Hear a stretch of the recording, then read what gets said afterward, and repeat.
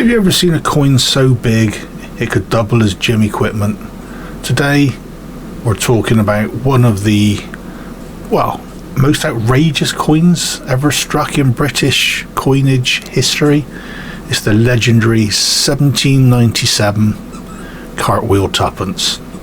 And when I say it's big, it's big. I mean, that's a current pound coin in comparison, thickness wise and overall. I mean, this isn't your normal pocket change sort of penny, tuppence. The 1797 Cartwheel, it measures 41 mil across, and I think that's the largest coin we've had in Britain. Put it this way, it's certainly bigger than, well, the £2 coins currently in circulation, and it weighs in at 56 to 57 grams. Now that's nearly 2 ounces of solid copper. So just to give you an idea, let's get this bad boy fired up. We're in grams. 56.6. There you go, right in the sweet spot. Now if we change that to ounces, 1.999 ounces. So again, right in the sweet spot. So these are solid copper. Now you could probably skip it across a lake if you threw it hard enough, but you definitely know it's in your pocket, and I'm pretty sure folks of the 1797 period would have had to add sturdy belts to keep their money pouches on, because a few of these it would soon weigh you down. Now the reason it's so large is back in the late 1700s, Britain had a really bad case of counterfeiting, especially when it came to coins, and there were a lot of fake copper ones everywhere. So the industrialist Matthew Boulton, you might have heard of him. He was one of the main people behind the Industrial Revolution.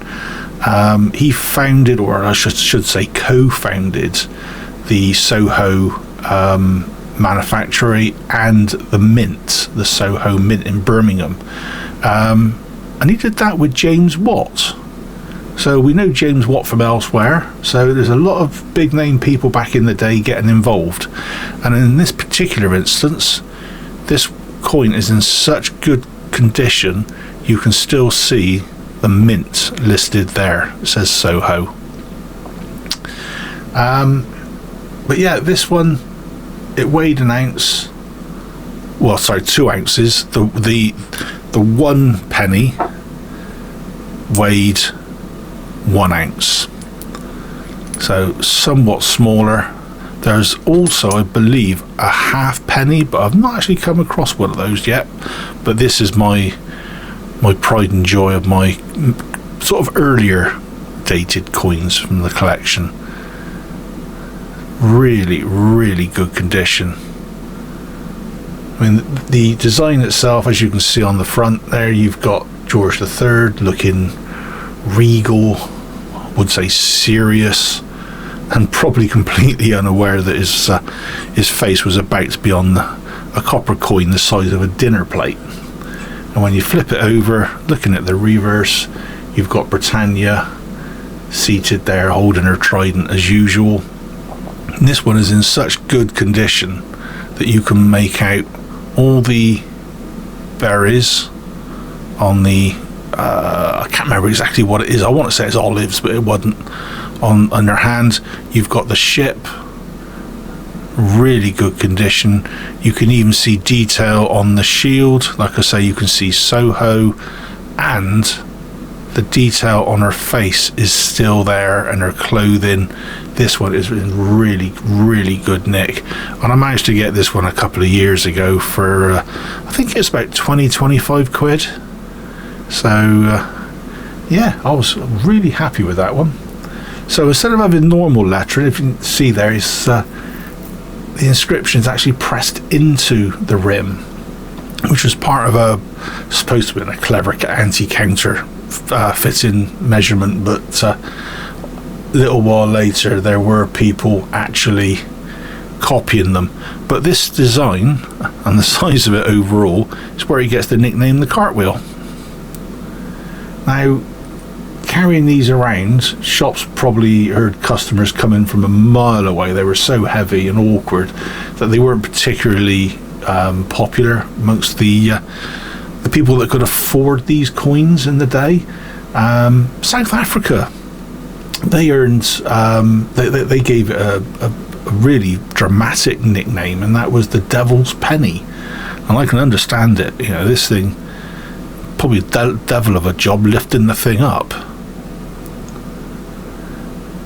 Now, things got interesting. There were over 700,000 of these minted in 1797, but by about 1800, so only a few years later, copper prices rose, and guess what people did? Yeah, they melted them down, because copper content alone was worth a lot more than the twopence for the coin. And that's the one reason that many surviving examples today have edge damage or signs of rough handling. Now, this one is in very good condition. There are very minor edge knocks and dings. Overall, it's in really good condition. But there you go, there's a bit of bruising just there where it's been clattered against something else, possibly another copper coin, or someone dropped it on the floor, who knows. Now, this coin wasn't just big, it was actually groundbreaking. So the 1797 series marked the first mass production of coins using steam power.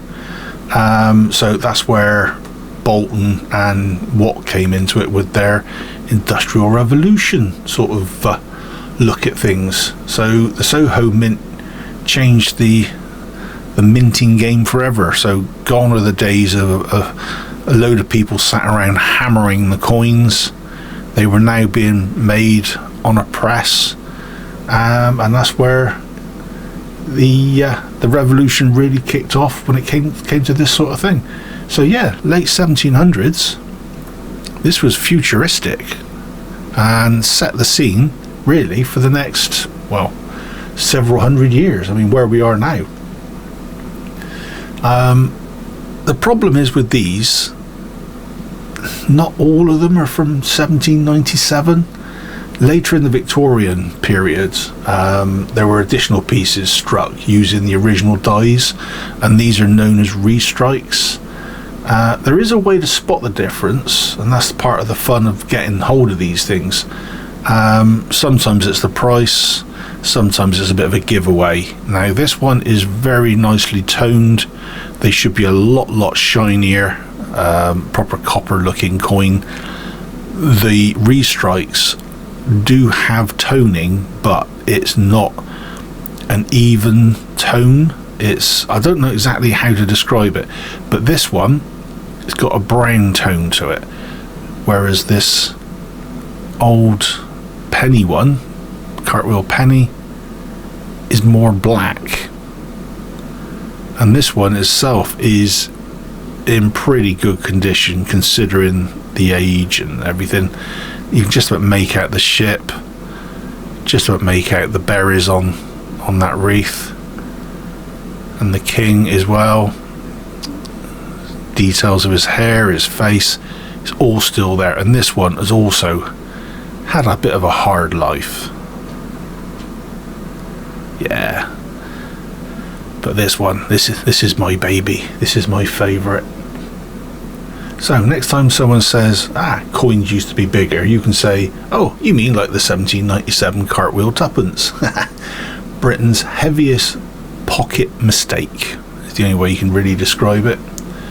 But it was, after all, a triumph really of industrial engineering, and possibly the only coin that counts to any sort of upper body training if you ever want to go weight training. So yeah, if you enjoyed this quick deep dive into one of Britain's most outrageous coins, as I said at the beginning. Don't forget to like and subscribe. Let me know if you've got one. That'd be great to know that there's other collectors out there with them. This one, like I say, is in really, really good condition, and I am sorely tempted to get it appraised just to see if it's worth a little bit more than I think. Big question is though, would you carry one in your pocket, or would you need a wheelbarrow? Anyway, that's it from me.